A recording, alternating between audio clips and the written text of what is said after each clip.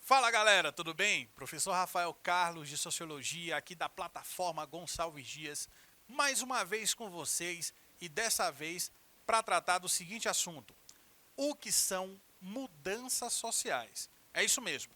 Aproveita, já pega o teu caderno, tua caneta, teu lápis, teu marca-texto para você escrever e deixar em destaque as palavras-chave da aula de hoje, as dicas que eu vou te passar desse conteúdo. O que são mudanças sociais é o primeiro tópico, inclusive, da nossa aula de hoje. O próprio título já é o primeiro tópico. A gente vai tentar responder primeiro a essa pergunta. Afinal de contas, o que são mudanças sociais? No segundo tópico, eu vou falar para você sobre as características das mudanças sociais. Terceiro tópico, vamos tratar de dois tipos de fatores: os fatores endógenos e os fatores exógenos. Vou repetir: endógenos e exógenos. Quarto, vou citar exemplos de mudanças sociais. E no quinto tópico, eu vou te falar das principais teorias que existem na sociologia sobre o assunto mudanças sociais. Combinado? Então vamos lá. Vamos começar a nossa aula de hoje respondendo a seguinte pergunta: o que são mudanças sociais? E aí eu te digo que mudança social é a transformação da sociedade e do seu modo de organização. Essas mudanças decorrem de hábitos e costumes que deixam de fazer ou que começam a fazer parte do cotidiano das pessoas. Percebe então que a ideia de mudança social está diretamente conectada com algo que é costumeiro, habitual, que deixa de ser ou que passa a ser habitual, certo? Costumes e hábitos, portanto, são os dois critérios fundamentais para a gente entender as mudanças sociais. Exemplos de mudança social: a abolição da escravatura foi uma mudança social significativa na história de vários países, incluindo o Brasil. O êxodo rural, que faz com que a população da cidade ultrapasse em número, com o passar do tempo, a população do campo. Isso interfere em toda a dinâmica da sociedade. A evolução dos meios de transporte também é um exemplo de mudança social extremamente significativa, certo? Para o sociólogo canadense Guy Rocher, a mudança social deve ser observada de acordo com a corrente histórica. Então, para a gente entender a mudança social, a gente precisa entender a história também das sociedades, né? As mudanças que acontecem ao longo do tempo. A mudança social não é provisória, na visão do Rocher. É constante e afeta o desenvolvimento da sociedade. Por isso também a gente tem que analisar as mudanças através dessa perspectiva, que é a perspectiva histórica, ok?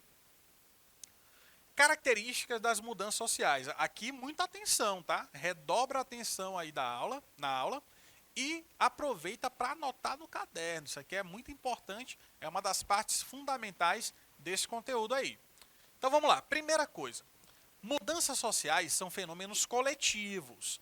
Por quê? Porque eles englobam toda a sociedade, que afetam as condições ou as formas de vida da sociedade como um todo. Não é tipo uma transformação individual, aí não faz sentido. Não é uma mudança social, seria uma mudança individual. Para você falar que a mudança é social, ela tem que afetar a sociedade, a coletividade. Então, necessariamente, toda mudança social é um fenômeno coletivo, ok? Segundo, as transformações não devem ser superficiais e necessitam possuir provas de que elas vão permanecer por algum tempo. Se ela for só provisória, não faz sentido. A gente não pode dizer que é uma mudança. Para ser uma mudança de verdade, ela precisa ter um caráter permanente, ou pelo menos que vai durar por algum tempo, que não é ali simplesmente provisório, ok? São possíveis de se identificar pelo tempo, por isso a corrente histórica. Ao longo do tempo são perceptíveis tais mudanças. A partir do tempo que se tem como referência, é possível verificar o que é que mudou. Então, se você faz, por exemplo, uma história do que é o Brasil politicamente, economicamente, nos últimos 100 anos, você estabelece uma linha histórica da década de 20 do século passado para a nossa atual década.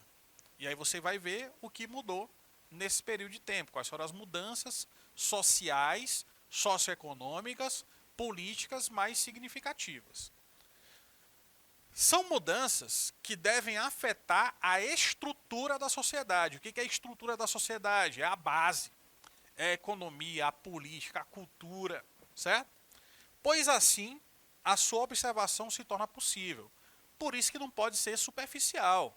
Tem que ser mudanças profundas, que alterem a estrutura, a base que sustenta a sociedade. Essas são as 4 características primeiras aqui das mudanças sociais na nossa aula de hoje. E essas mudanças, elas podem ocorrer por 2 conjuntos de fatores. Você já entendeu o que é mudança social, você sabe quais são as características, agora eu vou te dizer os fatores. Os fatores podem ser endógenos ou exógenos. Vou repetir. Podem ser endógenos ou exógenos. Vou te dar uma dica. Endo te lembra uma coisa que é interna, é para dentro. Endo. E exo é para fora. Exógeno. Exógeno é fora, endógeno é dentro. Fatores que são de dentro da própria sociedade são endógenos. Fatores que vêm de fora da sociedade são o quê? Exógenos. Olha só. As mudanças sociais podem ser classificadas segundo a sua origem. Ou seja, se elas nascem internamente, endo, ou se elas vêm de fora, exo. No primeiro caso, as mudanças, quando elas acontecem internamente, são endógenas. E no segundo caso, quando vêm de fora, são o quê? Mudanças exógenas, ou fatores exógenos que possibilitam as mudanças. As mudanças que nascem dentro do grupo, endógenas, são fruto da interação entre 2 fatores. Anota que isso é importante. As mudanças endógenas são frutos de 2 fatores, das descobertas e das invenções. As descobertas e as invenções são os fatores que propiciam as mudanças endógenas, internas. Descobertas são conquistas da humanidade, sob a forma de novos conhecimentos adquiridos. Quando se descobre alguma coisa, existe um novo conhecimento adquirido que vai ali influenciar as relações sociais, que vai influenciar a dinâmica da sociedade. E isso possibilita o quê? Uma mudança endógena. Invenções são conquistas que envolvem a aplicação prática dos conhecimentos acumulados pela humanidade. Tanto as descobertas quanto as invenções são fundamentais para que as mudanças endógenas de dentro da sociedade possam ocorrer. Deu para entender isso aí? Beleza. Endógeno, então, tá ok. Vamos agora para a exógena. Os fatores exógenos, para a mudança exógena. As mudanças sociais exógenas, né, são levadas de um grupo ou sociedade para outro, através da difusão cultural. Olha a diferença. Endógeno, eu falei de descoberta e invenção. Exógeno, eu falei de difusão. O que é difundir? É levar, é espalhar. Quando a gente teve aqui no Brasil, por exemplo, o processo de descobrimento do país pelos portugueses, houve aqui a difusão de valores de uma outra cultura, que é a cultura europeia, que não era a cultura dos índios que já estavam aqui, mas dos colonizadores que vieram da Europa para colonizar aqui o nosso país, o Brasil. E aí trouxeram com eles o quê? A língua portuguesa, trouxeram o cristianismo como religião, trouxeram uma série de hábitos e costumes que, com o passar do tempo, foram se consolidando aqui no nosso país. Isso foi o quê? Um processo de difusão cultural e também de assimilação por parte dos povos que estavam aqui, os indígenas. Ok? Então é isso que é difusão cultural. Exemplos de mudanças sociais, mudanças significativas, importantes, que aconteceram na sociedade nos últimos tempos. Olha só, direitos femininos, mudou bastante a dinâmica social. O papel da mulher na sociedade se tornou mais amplo, mais relevante. A mulher passou a ocupar espaços que antes eram apenas exclusivamente masculinos. Os direitos femininos alteram a dinâmica da sociedade, porque inclui ali a mulher com um papel mais amplo, mais abrangente na vida política, no mercado de trabalho, etc. Vamos dar uma lida. As mulheres conquistaram a permissão para votar. Foi um dos primeiros direitos, inclusive, conquistados pelas mulheres, o direito de participar das decisões políticas através do voto. Bem como foi a partir da Revolução Industrial que as mulheres começaram a trabalhar fora, nas fábricas, por exemplo, conquistando seu espaço numa sociedade marcada pelo patriarcalismo. Então, foi rompendo, né, aquela lógica social anterior. E hoje em dia você percebe que a mulher alcançou um espaço muito maior do que a mulher, por exemplo, do século XVIII, XIX. Então isso altera, inclusive, a família, a dinâmica da instituição familiar. Altera o mercado de trabalho, a vida política, a representatividade feminina em espaços públicos se torna cada vez maior. Então esse tipo de mudança é perceptível, está dentro de uma linha histórica e dá para a gente entender como alterou a dinâmica social a partir do que aconteceu.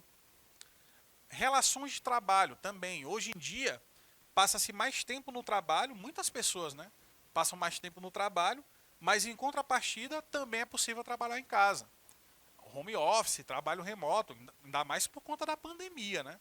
A pandemia acelerou a normalização desse tipo de trabalho, inclusive do tempo mais flexível, muitas vezes, para realizar as tarefas, certo? Então você vai percebendo que quando as relações de trabalho vão se modificando, a dinâmica da sociedade também vai mudando. E isso é uma mudança social muito significativa. Modelos de família também. No Brasil, o divórcio foi instituído em 1977. Essa foi uma das causas para que a família nuclear, aquela que a gente está acostumado, né, que chama de família tradicional, desse lugar à possibilidade de família monoparental. O que é uma família monoparental, gente? É aquela família que o casal é divorciado, separado, e que a mãe fica com a guarda dos filhos ou o pai. Então só tem um, ou o pai ou a mãe, por isso que é monoparental. Atualmente há mais liberdade nas relações entre pais e filhos, dentro da instituição família, bem como as famílias têm menos filhos, né? A gente percebe que gradativamente no Brasil o número de filhos por família diminuiu bastante. Inclusive, o Brasil está abaixo, né, da média do que deve ser ali do mínimo, que é 2,1 filhos por família. O Brasil está crescendo 1,7 a 1,9. Isso vai modificar a dinâmica populacional ao longo do tempo, né? O Brasil vai ter uma população muito mais envelhecida do que tem hoje, daqui a algum tempo, daqui a algumas décadas, com muito mais pessoas adultas e idosas do que jovens. Isso interfere diretamente o quê? A produção, o mercado de trabalho, a previdência. Então existe uma série de mudanças que vêm também desses efeitos populacionais, demográficos. Mudanças culturais. A incorporação de costumes de outras culturas promove a mudança de hábitos e costumes da cultura que recebeu, que assimilou. A tecnologia também é um intermediário para a origem das diversas modificações ocorridas nessa área. A popularização da internet, por exemplo, o surgimento das redes sociais, da possibilidade de compartilhamento de informações, de música, de filmes, etc., fez com que houvesse uma nova dinâmica, um novo tipo de interação social, um novo tipo de sociabilidade nesse espaço virtual da internet. Então tudo isso vai estabelecendo mudanças significativas na estrutura da sociedade, ok? Teorias das mudanças sociais. Nós temos basicamente 3 teorias na sociologia, certo? A primeira teoria é a teoria do equilíbrio. O nome é esse, tá? Teoria do equilíbrio. Essa teoria afirma que a sociedade é composta de diferentes setores que tendem a ter ideias diferentes. Você sabe disso, né? Existem muitos grupos sociais que pensam diferente, que têm crenças diferentes, costumes diferentes, normal.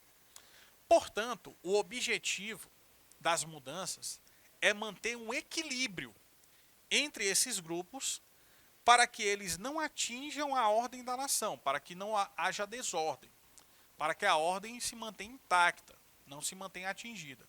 Então existe a ideia de que as mudanças sociais, elas vêm nesse sentido, no sentido do equilíbrio entre os diferentes objetivos que os diferentes grupos sociais têm vivendo na mesma sociedade.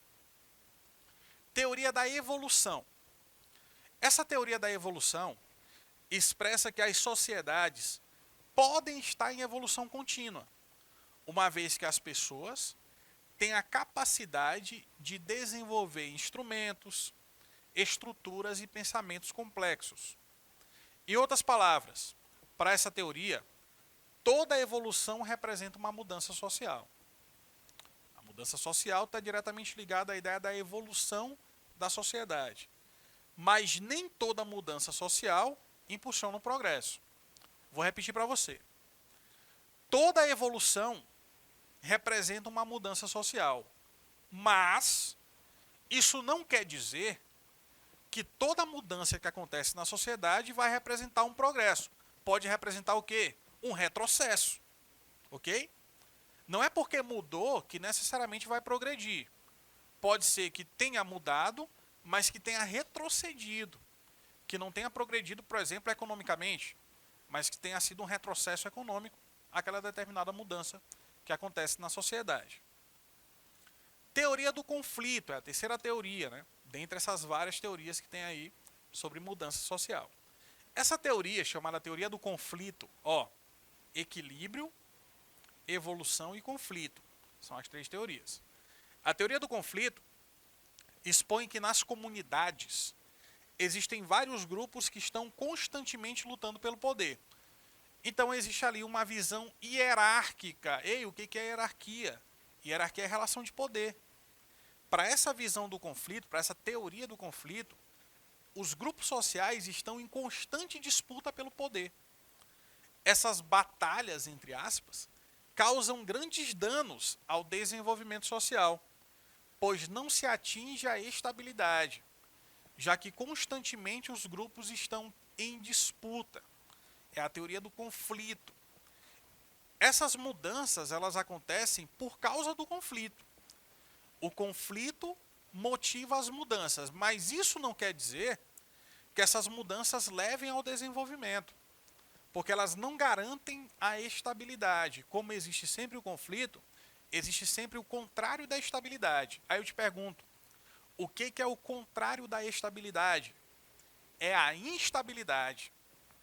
A instabilidade vai ser fruto, né, desse constante conflito, dessa constante batalha, entre aspas, entre os diferentes grupos sociais que almejam objetivos diferentes.